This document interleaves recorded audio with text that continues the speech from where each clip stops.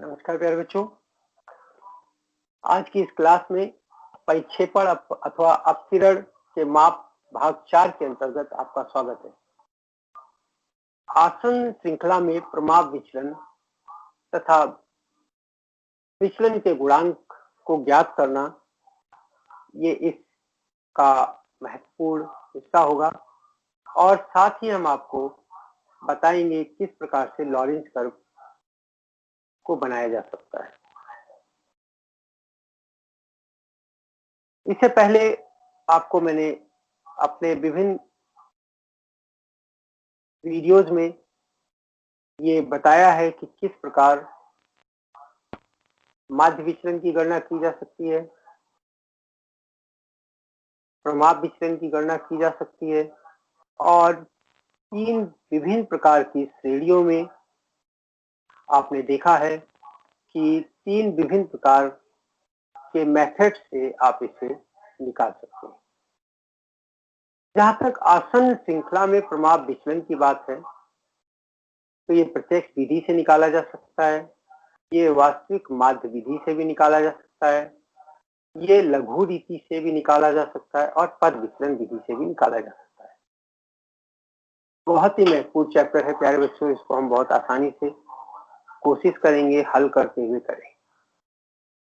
वितरण का अंक गणितीय तक माध्य आपको ज्ञात करना है। सबसे पहले आपको x बार निकालना है, इसमें fx अपॉन n भी हो सकता है, जिसमें सिग्मा x अपॉन n भी हो सकता है। उसके बाद वास्तविक माध्य मूल्यों के विचलन को ज्ञात कीजिए। वास्तविक माध्य से मूल्यों के विचलन को ज्ञात करना है, यानी कि आपको dx बार निकालना है, जो कि x माइनस x बार के रूप में जाना जाता है। विचलनों को तदनुसार आवृत्तियों से गुणा करके fdx प्राप्त करें। ये जो आपने dx किया है इसको आप fdx से मल्टीप्लाई कर दीजिए तो आपके पास fdx आ जाएगा। हम ये जानते हैं कि जो सिग्मा fdx होगा, क्योंकि तो x बार से अंतर निकाला गया तो इसका मान हमेशा 0 होगा। इसके बाद आप क्या करेंगे, fdx को फिर आप दोबारा dx से मल्टीप्लाई करेंगे तो आपको fdx स्क्वायर निकल आएगा। उसके बाद आपके सामने फॉर्मूला होगा, standard deviation is equal to sigma fdx square upon n। यहाँ पे देखिए dx आपको क्लियर बताया गया है कि x माइनस x बार है। fdx निकालने के लिए आप f को dx से मल्टीप्लाई कर रहे हैं और fdx को दोबारा जब dx से मल्टीप्लाई कर देंगे तो fdx स्क्वायर आ जाएगा। कल्पित माध्य विधि, इसमें विचलन ज्ञात करते समय सबसे पहले आपको वर्गांतर का मध्य बिंदु निकालना होगा, यानी कि x निकालना होगा, जो कि मिड वैल्यू कहलाता है, जिससे आप L2 प्लस L1 अपॉन 2, यानी जैसे अगर 10 से 20 है ये आपका L1 है, ये आपका L2 है, दोनों को जोड़ दीजिए 20 हो जाएगा, 2 से भाग 15 आ जाएगा। तो इसको हम मिड वैल्यू निकाल रहे हैं। वर्गांतर का मध्य बिंदु ज्ञात कर लीजिए। बिंदुओं में से किसी भी मूल्य को कल्पित माध्य मान लीजिए और अब उसको dx निकाल लीजिए। ये जो कल्पित माध्य है सामान्यतः बीच की संख्या होनी चाहिए, कोई भी हो सकती है। dx के मूल्य को तदनुसार आवृत्तियों से गुणा करके प्राप्त करें। अब आप क्या करेंगे कि जो dx है इसको फ्रीक्वेंसी से मल्टीप्लाई कर दीजिए तो आपको fdx निकल आएगा और फिर fdx को फिर दोबारा जब dx से मल्टीप्लाई करेंगे, fdx को जब दोबारा dx से मल्टीप्लाई करेंगे सिग्मा fdx स्क्वायर आपके सामने आ जाएगा। अब आपको ये सूत्र का प्रयोग करना है। इसमें standard deviation is equal to square root of sigma fdx square upon n minus sigma fdx upon n इसका होल स्क्वायर। इस सारा का सारा अंडर स्क्वायर में स्क्वायर रूट में रहेगा। पद विचलन विधि से प्रमाप विचलन ज्ञात करना, इसमें आपको मिड वैल्यू, जिसे आप x कहते हैं, L2 प्लस L1 अपॉन 2 वैसे ही निकालना है। इसके बाद काल्पनिक माध्य भी निकालना है और dx निकालने के लिए x माइनस em सेम पुराने वाले मेथड पे होगा। अब आप क्या करेंगे, dx को i से डिवाइड कर दीजिए, कॉमन डिफरेंस को, i जो है कॉमन डिफरेंस है, कॉमन डिफरेंस को अगर आप dx को कॉमन डिफरेंस से डिवाइड कर दें तो आपको dx प्राइम निकल आएगा और dx प्राइम को अब आप f से मल्टीप्लाई कर दीजिए तो आपको f dx प्राइम निकल आएगा। f dx प्राइम को जब dx प्राइम से गुना दोबारा करेंगे तो आपके पास f dx प्राइम स्क्वायर आ जाएगा, f dx prime square.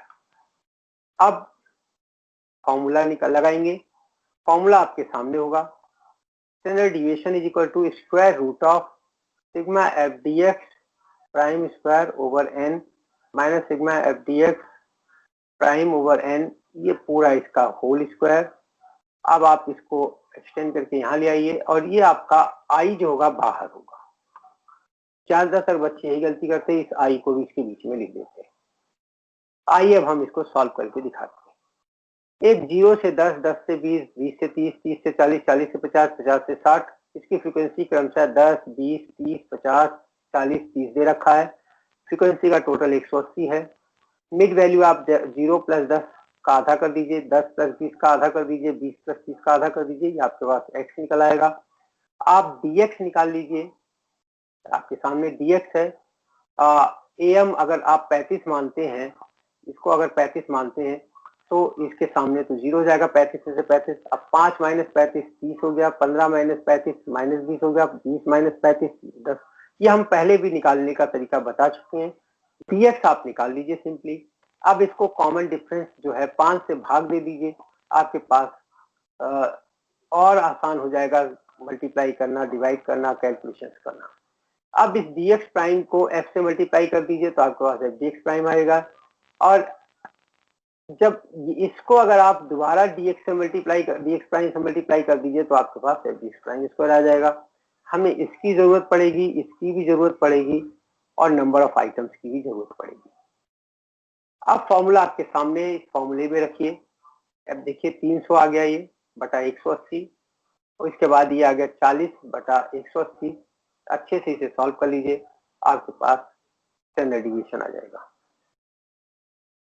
Standard deviation की एक खासियत ये भी है कि आप कंबाइंड स्टैंडर्ड डिविएशन भी निकाल सकते हैं। जैसे आपने कंबाइंड एक्स बार निकाला था, ऐसे ही कंबाइंड स्टैंडर्ड डिविएशन भी निकाल सकते हैं सेम पैटर्न पे।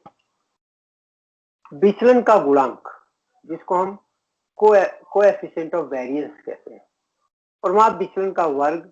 अगर आप सीवी की बात करते हैं तो ये स्टैंडर्ड डिविएशन का स्क्वायर होता है। Variance is equal to square of standard deviation. विचलन का गुणांक अगर आपको निकालना है तो standard deviation upon median x bar is equal to CV. और सीवी की खासियत ये है, कोएफिशिएंट ऑफ वेरिएंस जितना कम होगा कंसिस्टेंसी उतनी अधिक होगी। खिलाड़ी का चयन वास्तव में इसी अवधारणा के आधार पर किया जाता है। आइए आपको देखते हैं निम्न में से किस बैट्समैन को अधिक चयनित होने की का अवसर है और क्यों। अगर हम 3 खिलाड़ी ले, 4 खिलाड़ी ले लें ए बी सी डी और हम उनका स्टैंडर्ड डिविएशन निकाल लें परफॉर्मेंस का, ये आपके सामने है। उनका रन रेट एवरेज निकाल लें, ये आपके सामने है। अब आप इनका सीवी निकालिए। सीवी बराबर होता है standard deviation upon x bar into 100, यानी कि ये आपका हो जाएगा 5/85 गुना 100। ये आपका हो जाएगा 4/95 गुना 100। ये आपका हो जाएगा 10/110 गुना 100। ये हो जाएगा आपका 1/50 गुना 100। अब आप देखिए इसमें सीवी सबसे कम किसका है। सबसे कम सीवी अगर आप देखते हैं तो आप लोग आर्ट्स और कॉमर्स के स्टूडेंट है, इसलिए मैं चाहूंगा इसको अच्छे से समझा दिया जाए। अगर हम 3 डिजिट को लेकर देखते हैं तो ये देखिए 58 है, ये 42 है और ये आपका 100 है ना, ये आपका 20 है। अब इसमें सबसे कम सीवी किसका है? सीवी सबसे कम है डी का। तो सबसे पहले इसमें हम डी को सिलेक्ट करेंगे क्योंकि इसमें कंसिस्टेंसी ज्यादा है। ये हालांकि इसका रन रेट 50 ही है, लेकिन ये इसका स्टैंडर्ड डिविएशन 1 है। इसका मतलब ये बताता है कि राहुल द्रविड़ की तरह दीवाल के रूप में हमेशा इंडियन टीम को कुछ ना कुछ नंबर देके जाएगा, रन देके जाएगा। तो जिसका सीवी कम होता है उस पर विश्वसनीयता ज्यादा होती है।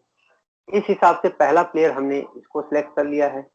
अब दूसरा प्लेयर हम देखते हैं, तो आपका बी को हम सिलेक्ट करेंगे। तीसरा प्लेयर, अब देखिए अगर हम इन 4 में से 2 को सिलेक्ट करना है तो हम सबसे पहले डी को सिलेक्ट करेंगे, फिर बी को सिलेक्ट करेंगे, बाकी दोनों को छोड़ देंगे क्योंकि इनकी जो कंसिस्टेंसी हमारी सबसे कम है, कम है। प्रभाव विचलन के गुण सभी मानों पर आधारित होता है। नंबर 1, स्पष्ट रूप से परिभाषित होता है। नंबर 2, प्रतिदर्शों के आकार से प्रभावित नहीं होता। अन्य गणितीय मापदंडों पर खरा उतरता है। अनुसंधानकर्ताओं के द्वारा प्रयोग में लाया जाता है। इसके कुछ दोष भी हैं। सबसे पहली बात तो इसकी गणना में बड़ी कठिनता है, स्क्वायर रूट वगैरह सब निकालना पड़ता है। सीमांत मानों से प्रभावित होता है। जब समांतर माध्य के ऊपर आधारित है तो नेचुरल है इसका समांतर माध्य में हर मूल्य को इंक्लूड किया जाता है और वो सीमांत मानों से प्रभावित होता है। तो ये भी सीमांत मानों से प्रभावित होगा और मात्र विशेषज्ञों द्वारा ही इसका प्रयोग किया जा सकता है क्योंकि इसकी कैलकुलेशन काफी आसान नहीं है। आइए अब आपको हम लॉरेंज कर्व के बारे में भी बता दें। लॉरेंज कर्व किस प्रकार करते हैं हम चाहेंगे ये आप बहुत अच्छे से सीख लें क्योंकि ये पेपर में जरूर आता है। धन्यवाद।